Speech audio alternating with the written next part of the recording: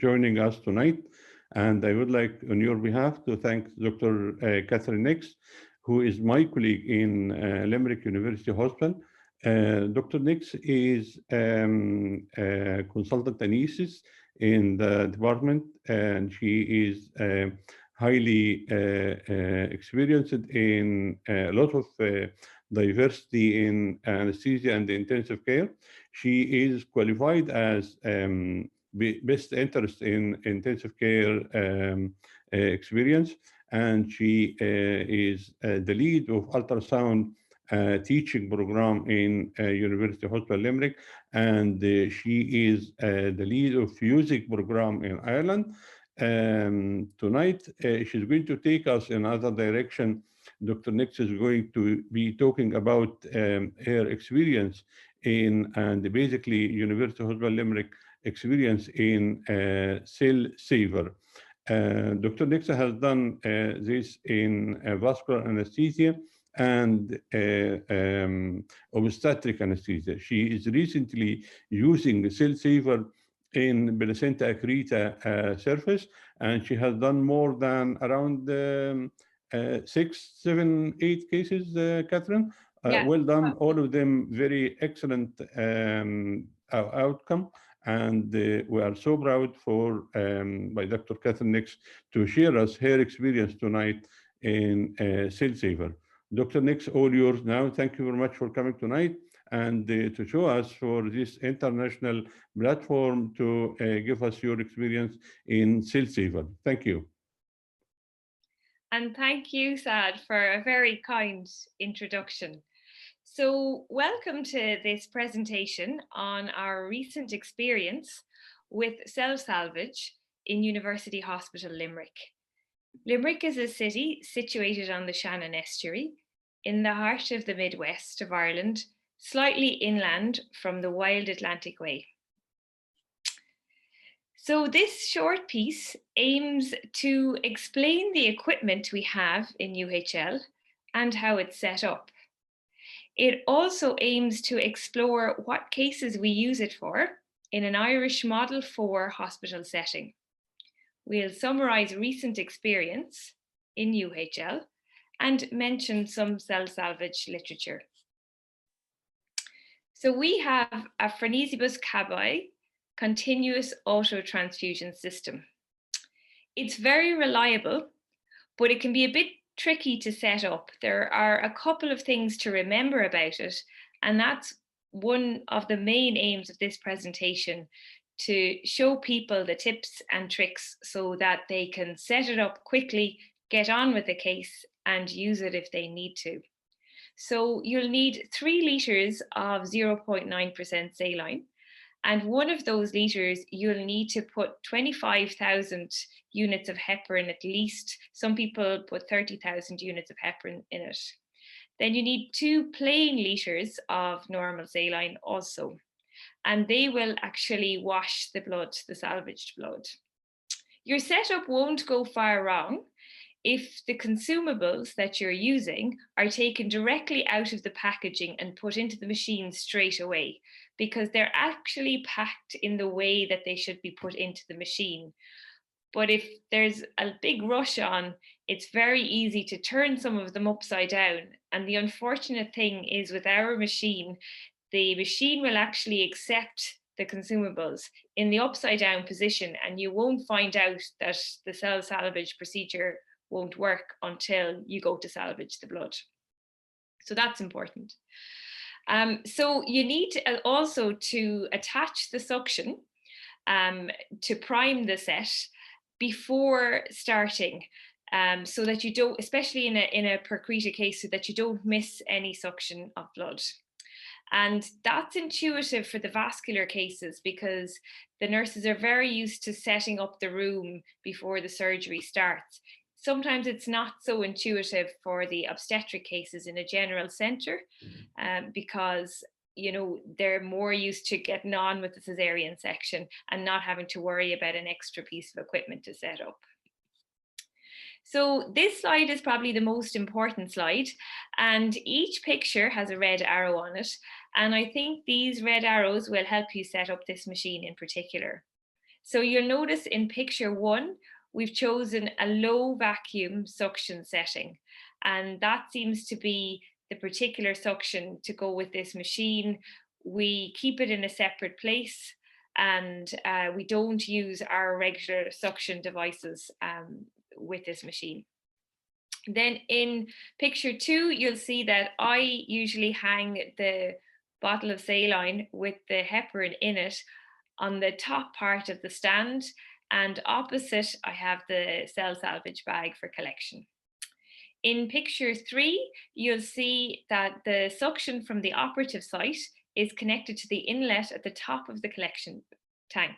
That usually has a yellow coloured top on it. And that's the last piece of equipment that you need to take out of its packaging, and it needs to be handed in a sterile fashion to the assistant, the surgical assistant or scrub nurse, and then they'll hand you back the end piece. Then if you have a look there at picture 4, you'll see the tubing that goes around the roller pumps. And the red arrow is pointing at these sort of plastic legs that need to be sticking out towards the lid or towards the ceiling. And that's very important, because if you put it in the wrong way around, as I mentioned before, you won't find out that you can't salvage the blood until the end. And then the 5th picture shows you the centerpiece, and you'll notice that the tubing is coming up out of it. So that's important, that you have that nice curvature of the tubing coming out over the centerpiece. And the last picture then shows the bag that collects much of the wash and much of the fluid that you won't use. And it's important to make sure that the stopper at the end of it is closed. So what cases do you use this for? Well, in UHL, we routinely set it up for open abdominal aortic aneurysm repairs. And also for those high-risk obstetric cases that Dr. Mahdy mentioned, the placenta accreta spectrum cases, we routinely set up the Cell Saver for those also. I've set it up for cases that had lesions that needed to be excised that were near major blood vessels. And I've worked in a centre where for all the major cases involving Jehovah's Witness, they would set up the Cell Saver if the patient was agreeable to it. And I'd also say that if there's a possibility of more than 2 litres loss as part of a case, I think it's worth setting up the Cell Saver. So just to summarize some of my experience, I've been in Limerick now since 2014. One of the first cases that I used this setup for was an elective explantation of an EVAR. So essentially they were taking out the EVAR and putting in or doing an open aneurysm repair after that. There was 6 litres lost during the case, so the Cell Saver was very useful. Since then, there's one particular case I remember from the vascular theatre where we had a patient with very friable vessels, and there was consistent ooze. And in fact, I emptied the collection tank 5 times. There was a 9-litre blood loss. So in all, when we salvaged the blood from the Cell Saver, we got 2 litres of salvaged blood back to give the patient, and found that very useful during the case. And I suppose cell salvage is particularly useful if there's a large blood loss over a prolonged period of time. Then with the placenta accreta spectrum cases, you can see there that recently there was a 4-litre loss. There was also a case with 7-litre loss. And in both of those, the cell salvage was particularly useful. It's important to know there can be some problems with the leukodepletion filter. And I found this in the 2019 case I've mentioned there that had a 7-litre loss. And I think it was we were a little fast in administrating the salvaged blood, so it slowed down the rate. I had to administer a very small amount, 1 to 2 mics of IV adrenaline. After that, there were no problems.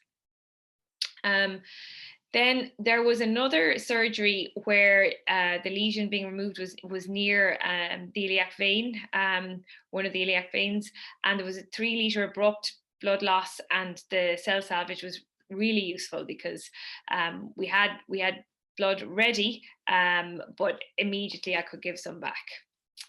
When I was in Toronto, one story in particular struck me. We had anesthesia assistants there, and once there was a Jehovah's Witness patient who came in with a hemoglobin of 5, and their fibroid had bled, and they actually managed to suction the hematoma from the uterus back into the cell saver and retransfuse it, and that was agreeable to the patient. So that I thought was something to remember. I hadn't really known at that point in my training that that was possible. So one of the studies I think that's really useful is the 2019 Sullivan and Ralph study from Truro in the UK, and that was published in Anesthesia in 2019, as I mentioned. And it was a review of an established cell salvage service. And in this department in Truro, they'd been routinely setting up cell salvage for all of their cesarean section cases. So in total, 1,170 women, which was almost 1/5 of the total. The total was 6,352. So in total, almost 20% got salvage blood, and then 3% got allogenic blood. So a huge saving there.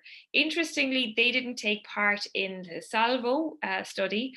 That randomized controlled trial is notable for showing that cell salvage isn't necessarily cost effective when you take the extra staffing required and everything into it. So I think more work needs to be done, because this centre in Truro has definitely done a lot of work over a 10-year period and has good numbers that show the amount of allogenic blood they're giving, particularly during cesarean sections, is way lower than it used to be. So moving along then, there's a national partnership for maternal safety that's been published, and it talks about the bundles that one needs to have ready for obstetric hemorrhage. And a key element of the bundles they talk about is readiness. So I think if in an institution cell salvage is used routinely, and if there's, the hint of a case being associated possibly with major hemorrhage, then the staff are there, they're able to set it up. There's a culture of using cell salvage, and then one is ready. And I believe that there can be a reduction in near miss events and deaths due to hemorrhage if we focus on this bundle and consider readiness and all of the strategies we can consider to reduce bleeding. So I'd like to acknowledge my colleagues. When I arrived in Limerick, Professor Dillon, Dr. Lee, and Miss Fiona Sampson, who was the CNM there at the time in theatre, they all showed me a few times how to set up the cell salvage.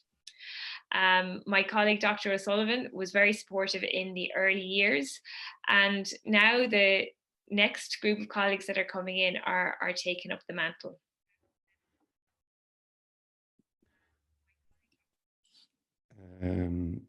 Dr. Nix, thank you very much for this excellent presentation. We're waiting for that presentation for a long time, and I believe you lined that very well.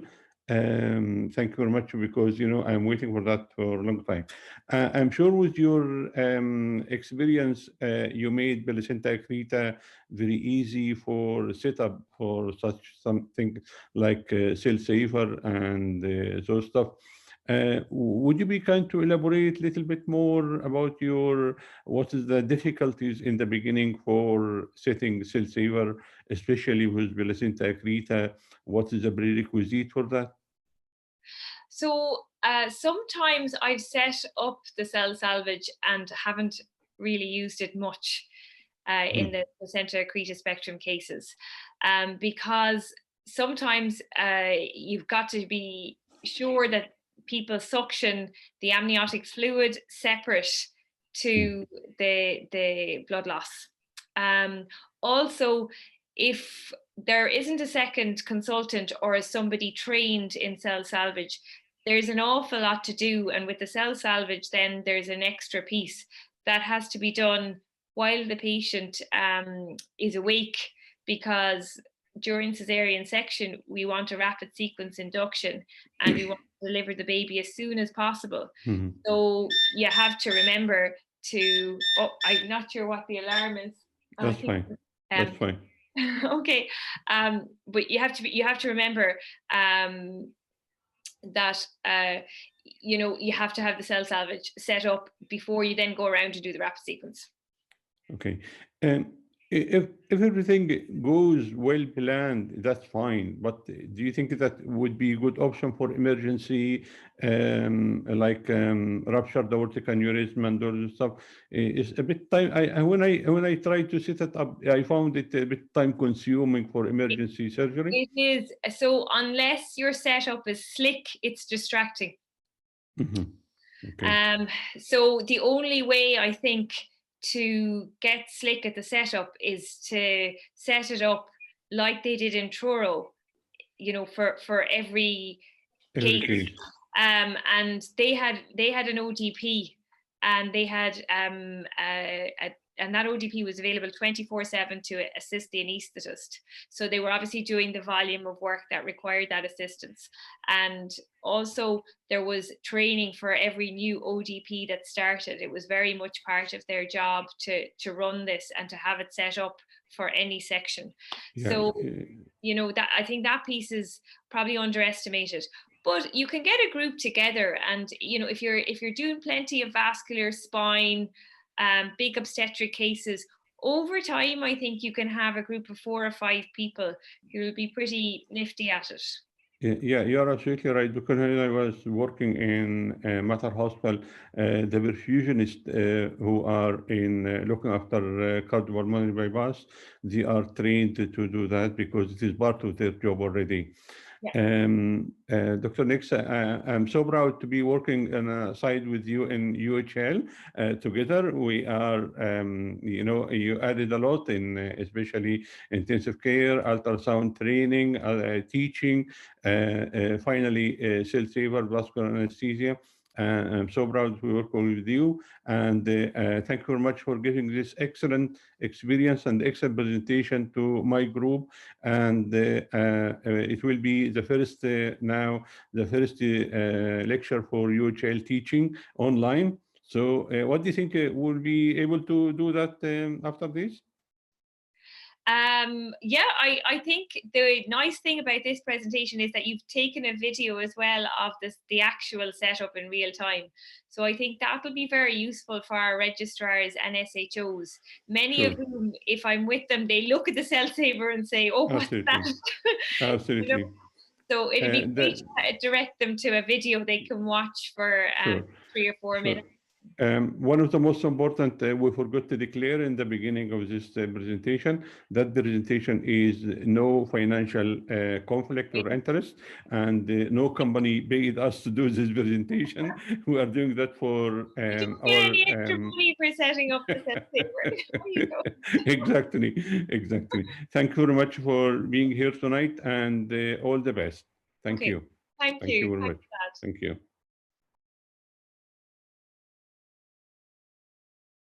Good morning, everybody. Today is a matter of preparation of expected major bleed. We have placenta accreta, and we have the 2 experts here, Dr. Catherine Nix. She's a consultant of anesthesia in UHL, University Hospital Limerick, and she has a major interest in those anticipated cases for placenta accreta. And in preparation of that, we are going to prepare a cell saver. We also have here Dr. Nick Barrett, and he's going to help us for setup of the cell saver here. Okay. Sorry. Yeah. Okay. So good morning, Saad. Thank you for taking this video on how we set up the cell saver in University Hospital Limerick. So as you can see, our cell saver is plugged in. Okay, so now we're just going to put it on there.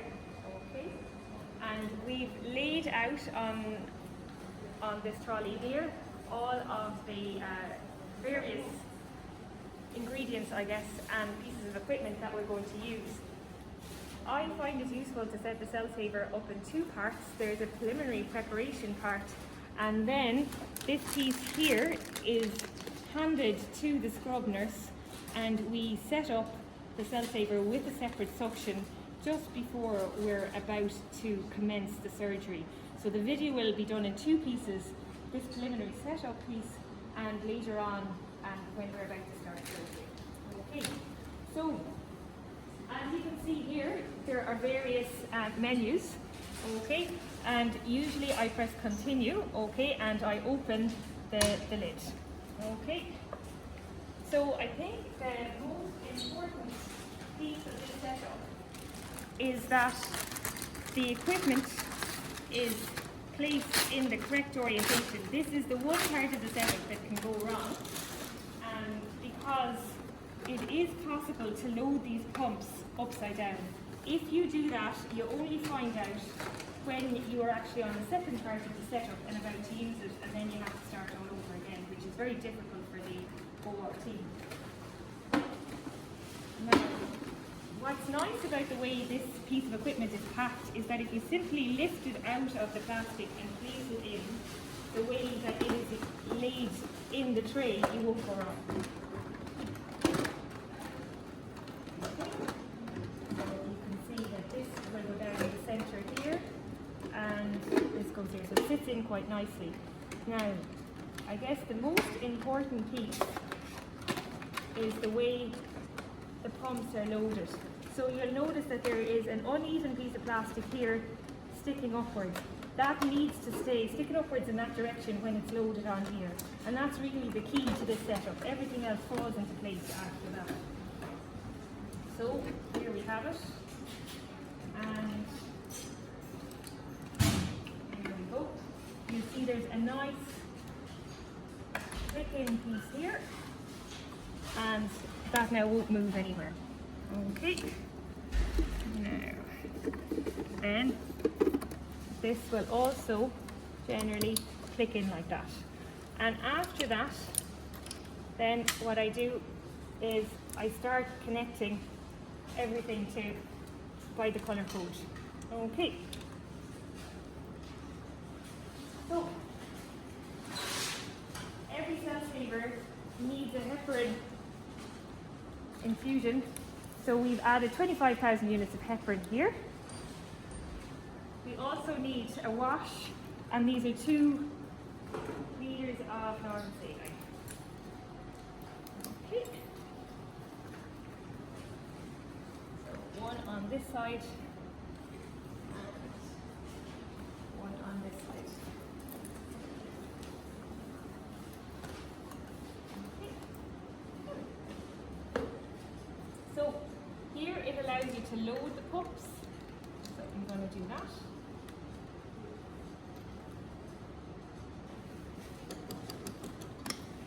Yeah, and you can see there, this might need to be pushed down a bit. Okay, so that's that bit done.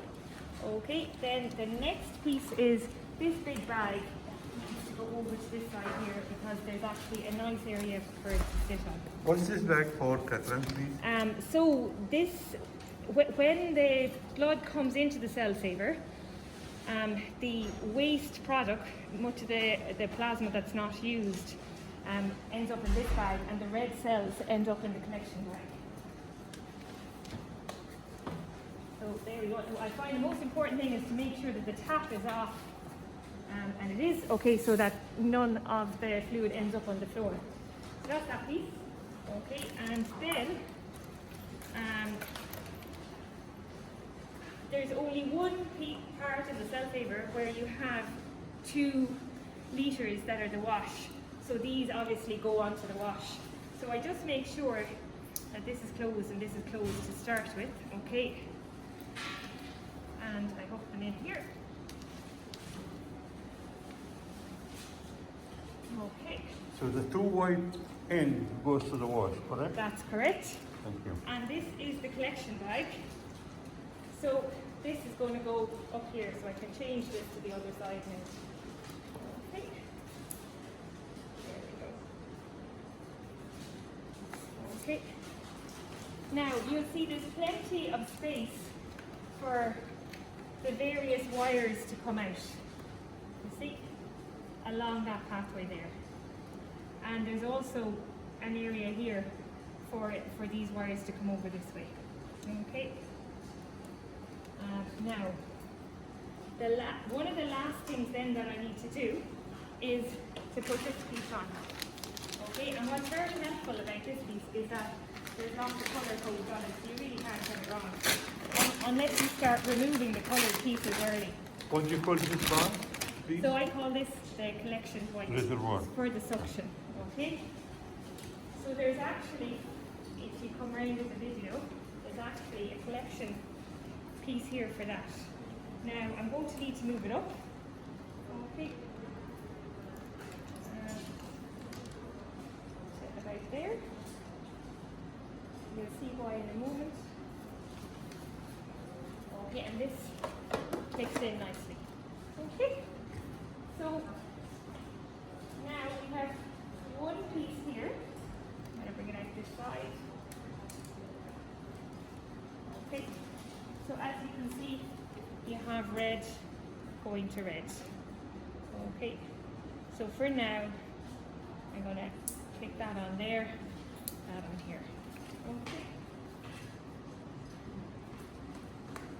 Now we're ready to close. Okay. Okay. And lock the chamber. Okay. And that ends part one of the setup. Okay. Apart from the suction, which is important. So as you can see, we have suction here. Okay. There we go. And this is a low vacuum suction. So shortly we'll cut a piece of tubing, and the tubing will go from here onto the yellow suction piece here. I'm not going to remove that until I have the suction tubing ready. Okay? And I might remind you, this then is the final piece that we use to prime the system. And the system will need to be primed with 200 mils. What will happen is the scrub nurse will give this back to me. I will put this part here into the heparinized saline. It will then pull that through the suction to heparinize the blood that's coming back from the operating table. Okay? And then we will connect the end of this onto one of these blue areas here. We will then prime it and undo all the clips, let this fill to 200 mils, okay? And then we are ready to start. So you basically primed it with heparinized saline, correct? Yes. And 200 ml only. Yes. Okay, fantastic. Okay, thank you very much. Fantastic. Thank you.